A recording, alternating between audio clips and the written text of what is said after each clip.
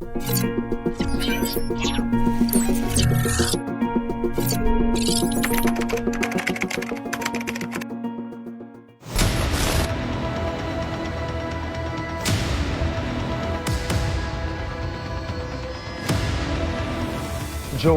sa kasalukuyan, ikaw ay nagtitinda pa rin sa palengke? Hindi na po kasi ako makapagtinda kasi po sinanay na po nandun eh. Oh, pero dati ang inyong usapan ay si Nanay Milagros ay hanggang alas 3 ng hapon. Opo. Pagkatapos noon, kayo'y Kami na po. sasalitan, kayo naman. Anong nangyari? Eh gusto po kasi din nanay, siya na lang po lagi eh. Nag-stay na lang po ako sa bahay para wala na po masyadong gulo. Joanne, nung nagpakasal kayo ni Roger, alam mo na noon na ayaw sa'yo ni Nanay Milagros. Nung una naman po, mabait naman po sa akin si nanay, Tito Boy. Habang tumatagal po, doon ko na po nakikita yung ugali niya, ayaw niya na po sa akin. Kasi nga po, may anak po ako sa una. Dalawa po. Nga daw po ako, sabi niya sa akin eh. Ganon din naman po yung anak niya, nakilala ko, may anak din. Ano ang kwento? Nung nagsama po kami ng asawa ko, si Roger, mabait po siya sa akin, si nanay, tanggap niya ako. Nung nalaman niya kung may anak na ako, pupunta na yung mga bata sa bahay. Doon na po siya parang nagtanim na siya sa akin ng sama ng loob. Sabi sa akin, hindi kita kaya tanggapin. Dahil may anak sa una. Ito po yan, Tito Boy. Hanggang sa nagalit na po ako, nagagalit na rin po ako. Pero iyak lang po ako. Sabi ko sa kanya, na hindi niyo ba ako kayang tanggapin? Sabi niya sa akin, hindi talaga. Andiyan pa nga po yung binabato niya ako ng bote. Nagsasalita ako ng hindi magaganda, masasakit. Isinusumbong mo ba sa kanyang anak, si Roger, ang iyong Sinasabi asawa? ko po. Lahat itong mga sinasabi, anong sabi ni Roger? Nagagalit po yung asawa ko. Bakit daw hindi ako matanggap ni nanay? Wala po kami siyang magawa kasi doon po kami talaga nakatira sa bahay ni nanay. Hanggang ngayon? Opo. Si Roger ba ay mag-isang anak? Hindi po. Pero sa mga anak, si Roger lang ang nakatira sa bahay ni Hindi nanay? rin po. Marami.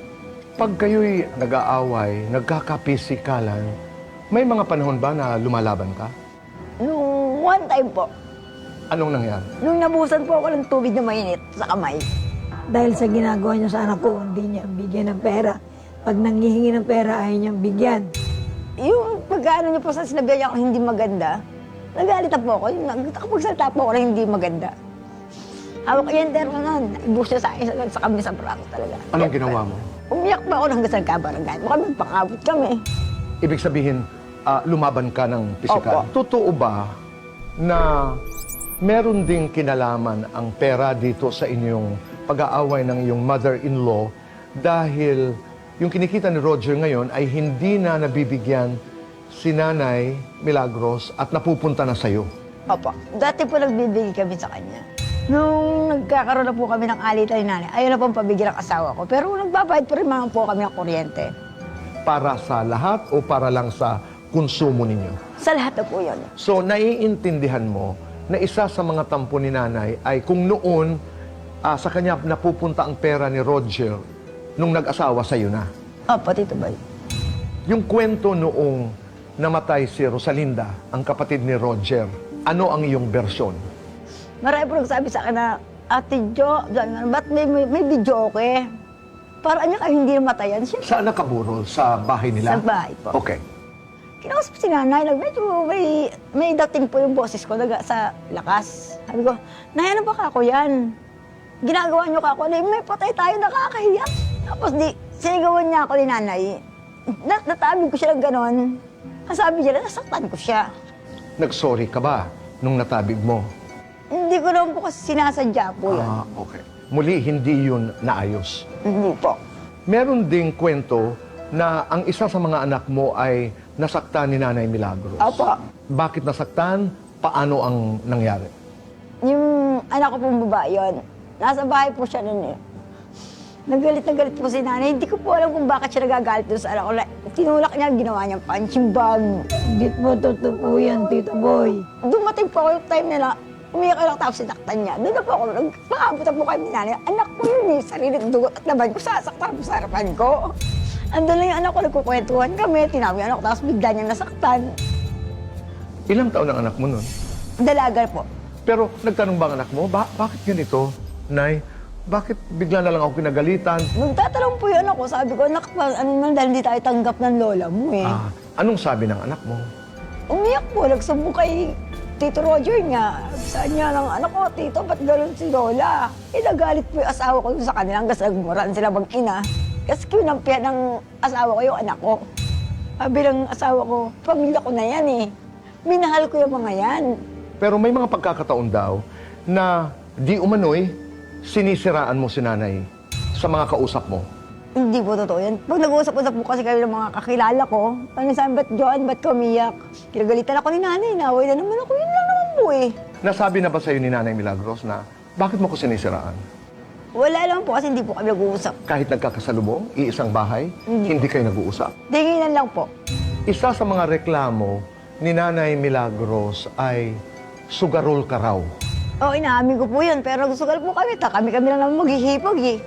Halagang piso-piso lang. Hindi naman po kami nagpapatula ng 50, hanggang 10 piso nga lang po kami. Ayawan na kami. Okay, nakikinig, Joe, si Nanay Milagros sa ating pag-uusap. Ano ang nais mong mangyari? Gusto ko lang naman pumahalin ako ng nanay eh. Kasi wala po akong magulang mula sa puli. Bata pa po ako namatay na tatay ko. Ganon din po nanay ko. Tanggapin po nila ako. Naririnig ka namin? Maya ay kukonsulta tayo kay Ate Pia at Kuya Alan. Maraming salamat sa iyong tiwala sa Cayetano in Action.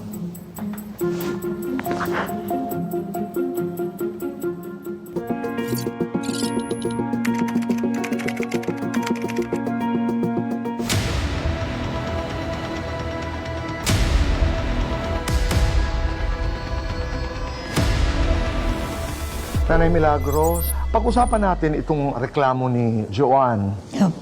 Ano ho ang inyong naisabihin pagkatapos niyo pong marinig yung salaysay ni Joan? Opo. Kasi po, kaya ayaw ko po sa kanya dahil sa ginagawa niya sa anak ko na pag naghahanap buhay po, hindi niya binibigyan ng pera. Sinusugal niya po. Pero sabi niya kanina, yung sugal daw, sila-sila lang daw. Hanggang 10 piso lang daw yung kanilang tong eats. Hindi totoo po yan. Malaki yan po, inuubos yung pera.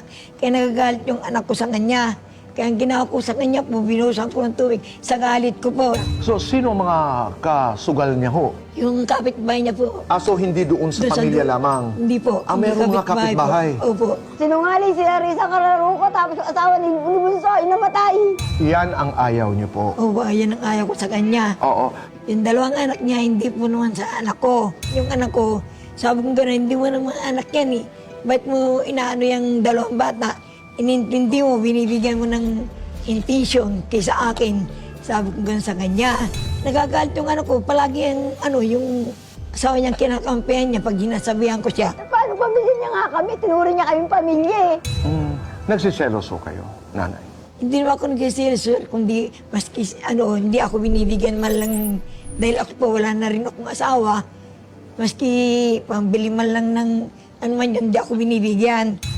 Kaya ako nagagalit sa kanya. Sabi ko, bigyan mo naman ako maski pambilang bigas. Parang baliwala lang kung hindi ako iniintindi. Kasi doon naman sa usapin na may dalawang anak si Joan, meron din naman anak, di ba? Si Roger. Kaya lang anak ni Roger po, hiwalay po sa kanya, nasa Mindanao.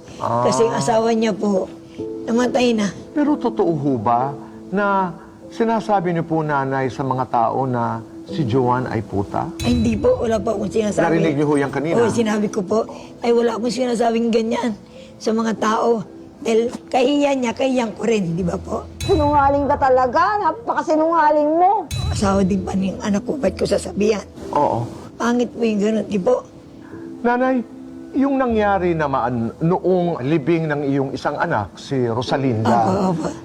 totoo ho ba na kayo nagtatawanan, na parang walang patay, kayo ho ay nagbibiruan ng iyong mga kaibigan, kaya napagsabihan daw niya kayo? Kasi yung mga pamangking ko, nag-ano sila ng video okay. Sinaway ko sila po, Tito Boy. Okay. Kaya tumigil po sila. At Hindi po nasagi ka raw totoo niya yan. nung gabing yon? Opo, nasagi niya po ako, muntik na ako matumba. Pero hindi daw niya sinasadya na ikaw pala ay nasagi. Doon ako sa likod niya, Tito Boy.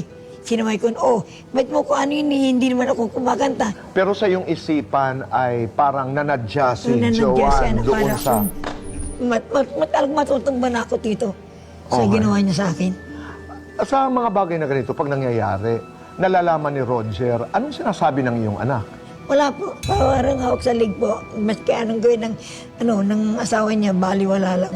Pag-usapan natin ho yung pwesto sa palengke. Opo, ayan. Sabi sir. niya ay hindi na lang daw siya nagtitinda dahil gusto niyo raw kayo na lang doon. Hindi totoo po yun, Tito. Lunes hanggang Merkulis sila, panggabi. Tapos susunod yung anak ko na babae, Huwebes hanggang Biyernes. Yung isa naman na panganay ko, Sabado, Sabado, Linggo. Linggo.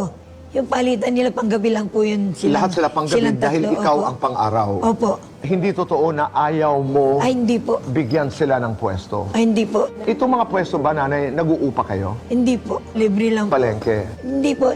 Sa may creek. Okay. Hindi ko sila pinagbabawalan, Tito.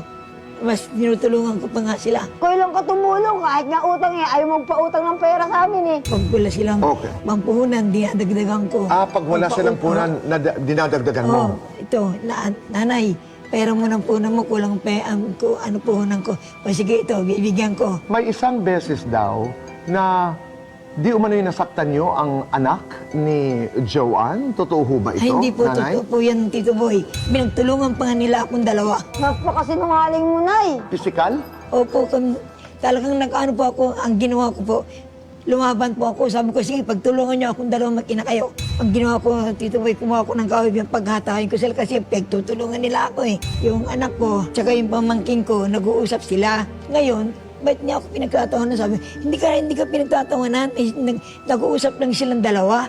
Sabi ko ganun. Pagka nagalit na sa akin, Tito Boy, at pinagtulungan nila akong mag-ina, yun, sinabong ko doon sa asawa niya, sa anak ko.